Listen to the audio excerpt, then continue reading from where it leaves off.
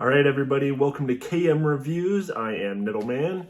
Today I'm taking a look at Clank Catacombs. This is an awesome game with a lot of components.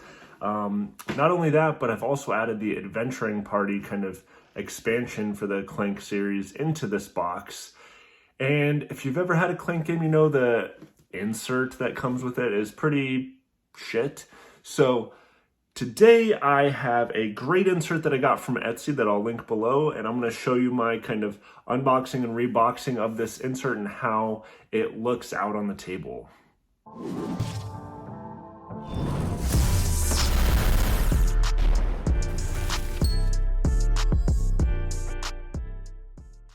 Alright, so this is Clank Catacombs, the newest Clank game with the amazing insert. On top here, we have the little sheet that explains what all the icons are in the game, as well as the Adventuring Party rulebook and the actual Clank rulebook, because we've included all of that in there. Right on top here, you're going to see the main board for the normal, four players, and then we have the 5th and 6th player little expansion board here. And this is all held in there very nicely. First, we're going to remove this top little board here to kind of reveal what's underneath, which is the bulk of stuff here. Before we get into all this, over here we have these two little things, which are actually card holders, which I'll show you when we do the setup, that we can use to like show the market, which is really cool. Then right here we have the main goblin, which is in every game, which I just put this little clip here to kind of stand it up on its own, as well as we have the mercenary, the explorer, and the secret tomes. These stacks are all the same, but what's cool about this is it actually holds all of these cards here, which again I'll show you more in the actual setup, but I love those little things about this insert. So that's that. Then we get into this portion here. We have actually 4 separate little boxes, and this is all of the cards that are going to be in the market for us to purchase. Now, these are, the reason there's 4 of them is because one, I sleeved them, so they hold Dragon Shield sleeves, which is really nice, but also it's the Adventuring Party cards in addition, right? So that's 35 extra cards, 12 extra reserve cards, some extra starting decks, blah, blah, blah, blah, blah. There's a lot of cards in here. This is strictly the market row cards, okay? With the Adventuring Party, you get these react cards, which are pretty cool, but I'm not going over the rules right now. I'm just showing you all this stuff. So these 4 boxes here are for the market row. Then we have our, let's go over these first, I guess. We have 6 of these. We got the red, we got the gray, yellow, blue, green, and orange. That's all 6 characters. You'll notice they're not the normal meeples.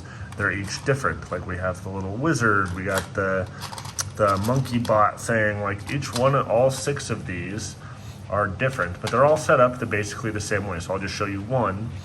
On top, you have all your Clank cubes. You have any special components you need for the Adventuring Party, your 20 point thing for if you make it back, your little meeple. And then underneath it, you have your starting deck, which for the Adventuring Party, each one has kind of an asymmetric deck. The burgles are all the same. I'll show you another one to kind of show you. So like this guy has burgles like this. They're effectively the same, but there's a little icon that shows you the whose character is for, and then just the artwork itself is a little different.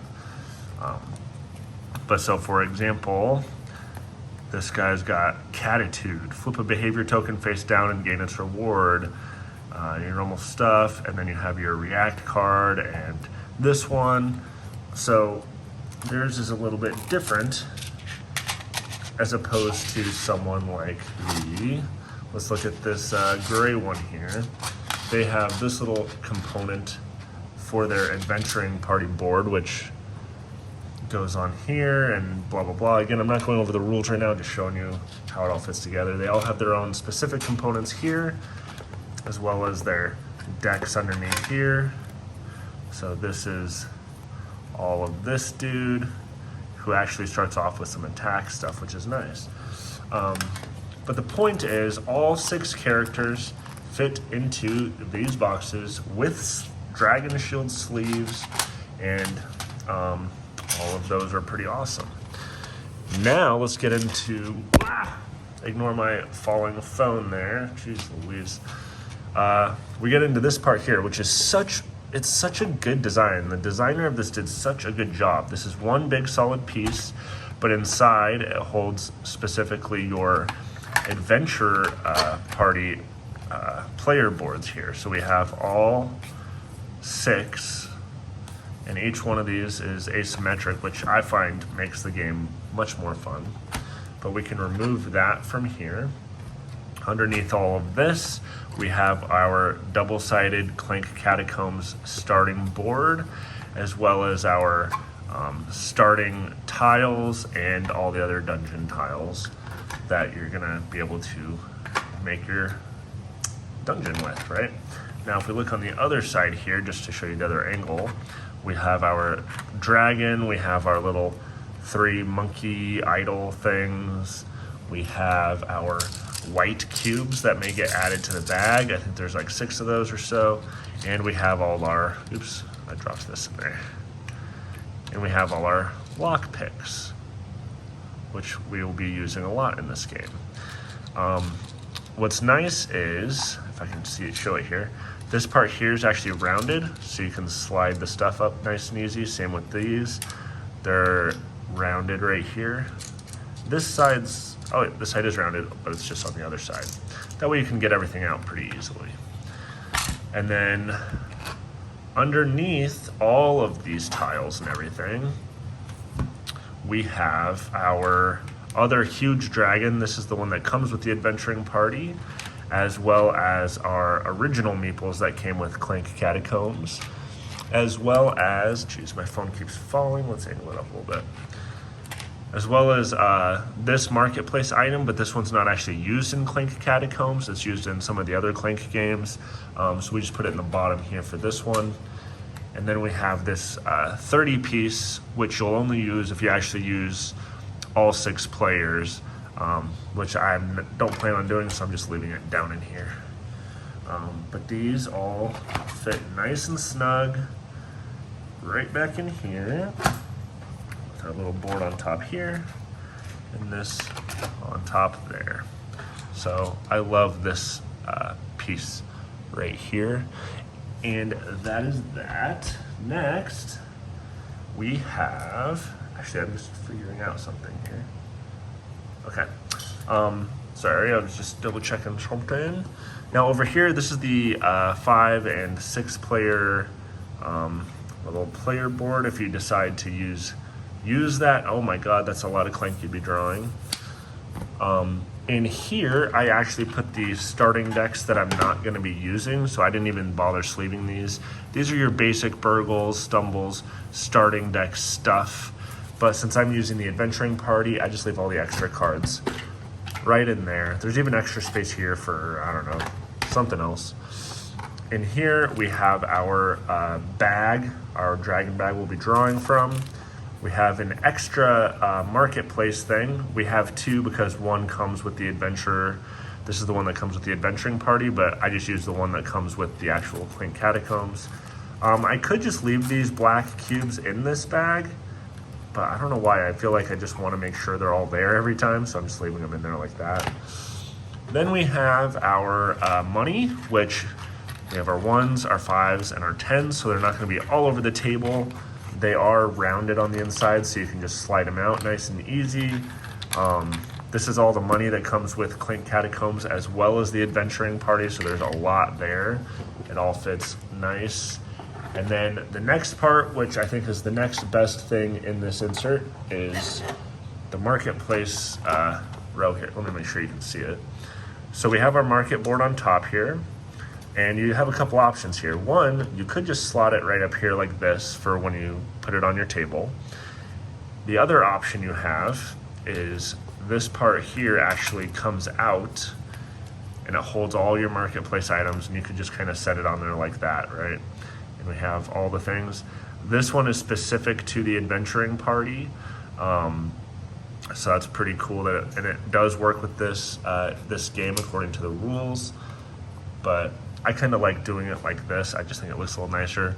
Then we have our major secrets. We got our minor secrets in here. We have all our prisoners that fit in here nice. And then on the side here, we have all of our, all the stuff we're actually going through the dungeon to find. I have all of the normal 4-player stuff over on this side. And then the ones that are the other color, these like silverish ones, that's for if you do like 5 and 6 player. And then you can just put them together how you need, draw them out as you need. But that's all of these. Okay, now let's actually put this all back. So again, you could actually use either marketplace thing, right? This also fits in here if you wanted to do that. Oh, maybe it doesn't. I don't know. No, yeah, it does. You could put that one in there, but I just prefer the one that actually came with the game. But it's nice that this still fits in here. So again, we have our money that goes back in this corner over here. We got our little bag and all that jazz that fits right here. We got our marketplace item stuff that goes right in here. Kind of give you a top-down view. Our extra cards and extra space for other stuff, I guess. We'll put this right up here. Actually, this goes this way. Then we have our little board that fits right up in here. That's that. Then we have this thing, which is a big honking piece of the stuff. Goes right back in there, okay? Then we have all our 6-player things that are all just gonna stack right in here. One, there's 2, and then I go 3 high. 1, 2, 1, 2. Bada bing, bada boom. Okay, we got all those. Now we have all these cards here, right? They fit right over in here. And there's 4 of these. Just grab them together. Boom. Then we have our market row of stuff right there. We have our other card holders here. Just go right back in there. We got our goblin. Let's see. Oh, we have our big board here. Boom. And then all our rule books and stuff. And then let's see if I can do this without the phone falling over. And we just put our box on there, and no lid lift. Well, I don't consider that lid lift. But let's see what it looks like when it's all set up. Okay, and now I have a 4-player setup using this insert. This is a pretty normal sized table, and it all fits on here pretty well. Everybody gets their own little player board for the adventuring party. It shows you put your deck over here, your Clank, and then your discard pile over here, and then you can just play your cards wherever you play them. The reason I keep my Clank in this little box up here is, one, it just keeps it organized, but also if you ever get those situations where you can trash your burgle cards and stuff, or stumbles or whatever, you can just keep them in your player box area and not struggle finding them later. So each person has their own little stuff. That's Gragnar or whatever. We got our majestic person, Lenora, and we got Whiskers, who I think is pretty cool. Everyone has their lock picks, etc. We have the map here in the middle, which I just put out some random tiles and stuff just to show you with the starting tiles. Over here, we have our new tiles we're going to be drawing. We have our market row. We have our money. So, you know, usually whoever's sitting here can put those out. Whoever's sitting over there can deal with this. But then my favorite part is the market row, because even if you're sitting over here, you can see them a lot easier than if they were laying flat like usual, right? So we have our decks of cards as we need to fill them. We have our whole row of stuff being held up by those little insert things I showed you before. Then we have our main 3 decks, which are always there. And we have our Goblin, which is always just kind of on his own, who's just there the whole game. You never take him or anything. And then we have our actual Clank board. So I love how this works. The glare shows up more in the camera, but in person it doesn't really, you don't really see that. But this just gives everyone a lot of room.